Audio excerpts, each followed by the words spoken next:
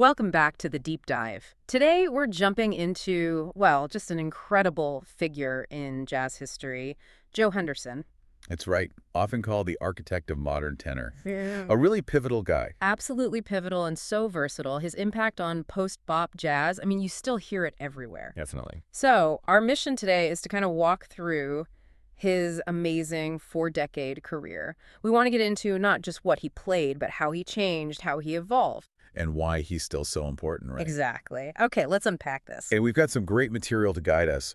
We're leaning heavily on the Saxophone Knowledge and Mastery podcast, episode 38 specifically, plus a really solid executive summary covering his career. Great stuff. Yeah, so for you listening, our goal is really to pull out those key insights, those moments about Henderson's life, his music, and the different stages he went through that really cemented his legacy. It's more than just notes, isn't it? Oh, much more.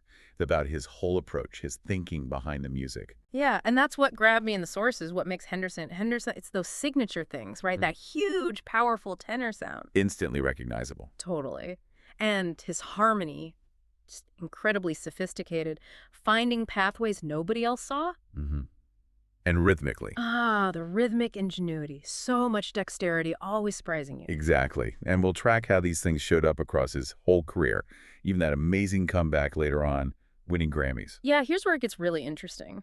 Watching a master just keep redefining things. Okay, so where do we start? His beginnings. Let's do it, because it's kind of an unlikely story for a jazz giant, honestly.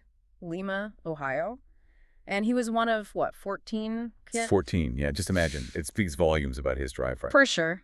But music found him there, mostly through his older brother's record collection, actually. That's where he first heard the big names. Like Parker. Oh, yeah, Charlie Parker was huge for him. He called Parker his greatest inspiration. But also Lester Young, Stan Getz, those foundational sounds. So he's soaking all this in. Deeply. Parker's harmony, that incredible rhythmic feel, Yeah. It was like a blueprint, even as he was finding his own thing. So he had the passion. He's listening intensely. But he also got formal training, right? Right. How did that mix work out, especially at Wayne State? Oh, that was super important. He went to Kentucky State College first, then Wayne State in Detroit. And there, his teacher was Larry Teal. Respected name. Very respected. Known for really rigorous technique and theory. But it wasn't just Teal. I mean, the whole environment there. Who else was around? Get this. His classmates concluded people like Yusef Lateef, Wow. Barry Harris, the pianist, Donald Byrd, the trumpeter. That's unbelievable. What a cohort. Right. So it wasn't just about learning skills. It was this intense intellectual and musical exchange, constantly pushing each other. That formal training plus that peer group, it really sharpened that intellectual edge you hear in his playing. Okay, so he finishes his studies and then jumps into the prize scene.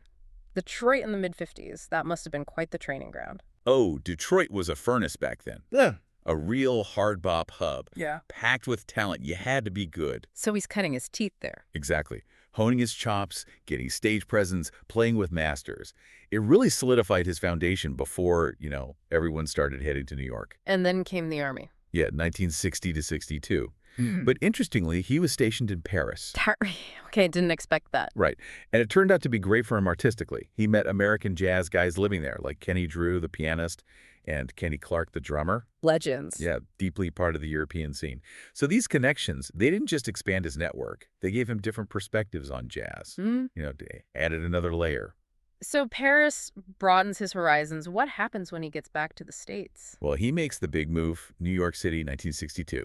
And things happened fast. How fast? Like immediately. He lands right in the middle of the Blue Note records scene. And that kicks off this incredibly fertile period for him, 63 to 68. Just foundational stuff. Foundational is the word. His debut, Page 1, comes out in 63. And it's not just hello, it's a huge statement.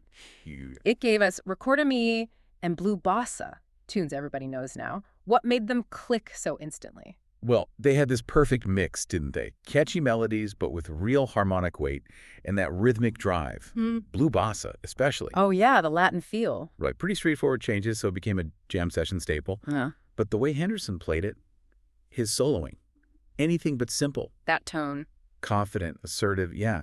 Always finding these surprising melodic turns, making even simple chords sound fresh. And Record Me really showed off his writing chops. Two intricate, swinging, but lyrical. They weren't just blowing tunes, they were compositions. Exactly. Expressions of his unique voice right from the start. And beyond his own leader dates, man, he was the sideman on Blue Note, just legendary. Everywhere. Think about it. Horace Silver's Song for My Father. Classic. Lee Morgan's The Sidewinder. Andrew Hill's Point of Departure. These are iconic records.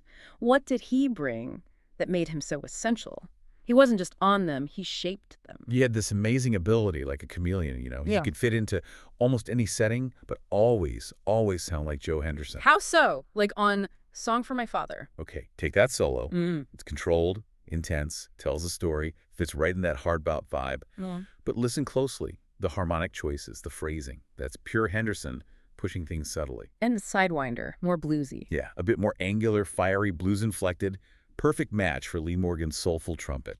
Then on Andrew Hill's record, which is way more out there. Right, pretty avant-garde in spots. He showed his intellectual depth, Yeah. navigating those complex, sometimes really abstract harmonies and rhythms, but making it sound logical, even emotional. He wasn't just playing the notes. He was adding layers, reacting, co-creating. The anchor, the instigator. The perfect counterpoint, all at once. Incredible versatility. Which totally sets the stage for what came next, right? Moving to Milestone Records in '67. Exactly. That versatility, that curiosity. It led him into this next phase where he really started exploring new ground. Milestone was about stretching out. And he really did stretch. He got into jazz funk, started using electronic effects. That must have been a pretty big shift from the Blue Note sound. It was definitely a different direction. You got to remember the late 60s, early 70s. Yeah. Rock, funk, soul were everywhere. Right, the whole musical landscape was changing. And Henderson, being this curious intellectual artist, he didn't ignore it.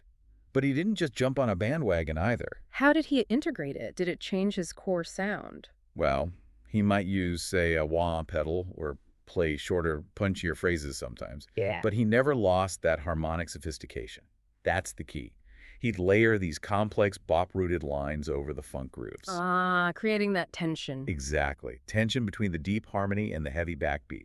It showed he could innovate but stay true to his own thing. And he wasn't just playing with effects, he was playing with different people, too. Collaborations with Freddie Hubbard. Yeah, pushing into that post-bop fusion territory on albums like Red Clay, more open structures, electric textures, but always melodic. And kind of surprising, maybe, a short run with Blood, Sweat, and Tears. Yeah, that shows he wasn't a musical snob at all. He was willing to step outside jazz entirely, contribute to that horn rock sound. So for him, it was about the music itself, not the genre label. Seems like it. He brought that powerful sound and that intelligent playing to every situation. He just elevated whatever music he was part of. Okay, so after all this experimentation on the East Coast with Milestone, he makes another big move.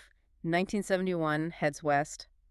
Why San Francisco? San Francisco seems to have offered maybe a different vibe, you know. Still a thriving scene, but maybe less intense than New York. A place for reflection, perhaps. And continued growth, clearly. Definitely. And he settled there. And importantly, he also started teaching. He taught at the San Francisco Conservatory of Music for several years, 78 to 82. That's significant. It shows a commitment beyond just his own playing. Absolutely. It says a lot about him. He wasn't just about performing. He wanted to pass on that knowledge, the harmony, the rhythm, the whole approach to improvisation. It shows his deep sense of responsibility to the music, to the tradition he was actively shaping. Okay, fast forward a bit. After years of high-level playing, exploring, teaching, the 1990s arrive, and suddenly, boom, a massive career resurgence with Verve Records. Massive is right. It wasn't just like a few good gigs. It was a major comeback, critically acclaimed, bringing him to a whole new audience. And a huge part of that was this songbook strategy he worked out with producer Richard Seidel, revisiting classics but making them completely his own.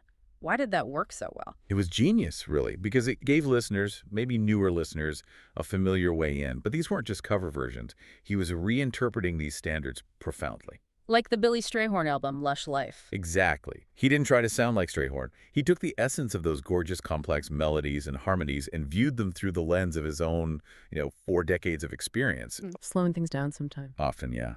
Giving the notes space to breathe, letting the emotional weight come through, but always with that Joe Henderson signature, those unexpected harmonic twists, that edge. It proved that tradition isn't some dusty museum piece. It's alive. And a master can keep finding new things in it. And it clearly resonated. He won Grammys for these tribute albums, Lush Life, and then So Near, So Far, the Miles Davis tribute. Right. These albums landed with such impact because they were definitive, they weren't copies. On the Miles tribute, he tackled tunes from across Miles's career. Bebop, modal stuff. Yeah, all of it. And he brought his own voice. You might hear a hint of Miles's phrasing, but then he'd spin off into his own unique harmonic story. It just showed the world his mastery was as strong as ever, decades in. Honoring the past, but making it totally contemporary. Perfectly put. He reminded everyone of his incredible interpretive power. So looking back at the whole sweep Lima, Ohio to Blue Note to Milestone to this huge Verve comeback, what are the threads that tie it all together? What is the essential Joe Henderson? Well, you always come back to that sound, Mhm. right? That huge, commanding, full tenor tone. Nobody else sounded quite like him. Mhm. The harmonic depth, just navigating complex changes with this like effortless grace, always finding something new. And the rhythm. And the rhythmic brilliance, Yeah. yeah. That dexterity, that unpredictability that kept you hooked on every solo. And what's amazing is how those things were always there, right? Whether it was hard bop or funk or those later interpretations. Exactly. It speaks to his intellectual depth. He wasn't just Right. playing patterns. He was thinking, deeply engaging with the material all the time. That's what makes him such a pivotal, versatile figure in post-bop. Always pushing, but always rooted. An incredible journey. His career spanned 4 decades, ending with his passing in San Francisco at 64 from emphysema. But wow, what a legacy. Absolutely. Still resonating, still inspiring people. It really is an amazing story arc. From Lima, one of 14 kids, to this global jazz icon, multiple Grammy winner, he absolutely earned that title, Architect of Modern Tenor. Always pushing, always with that unique voice and that intellectual power behind it. So what does this incredible journey mean for you, listening now? Maybe for your own path? Well, I think Henderson's career, with all its different phases, it's just a powerful example of artistic growth, right? And staying relevant. Yeah. Think about it. The Blue Note intensity, Mhm. the milestone experiments, which were pretty challenging sometimes, and then those beautiful Verve interpretations. He kept finding new ways to say something, new ways to connect. Without losing himself. Never lost that core identity. It shows you don't have to just stick to one thing. You can evolve, embrace new ideas, look at old things in new ways. It's about curiosity and maybe the courage to keep redefining your own work. That's a great takeaway. So, maybe the thought to leave you with is this. Reflecting on Joe Henderson's career, what does it tell us about that balance? You know, honoring tradition while still innovating, pushing forward. That constant tension. Yeah. How does an artist stay vital, even gain new recognition decades later? By revisiting things we thought we knew. And maybe what lessons are in that for us? For our own learning, our own creative work, whatever field that might be in. What's the next songbook you need to reinterpret in your own life?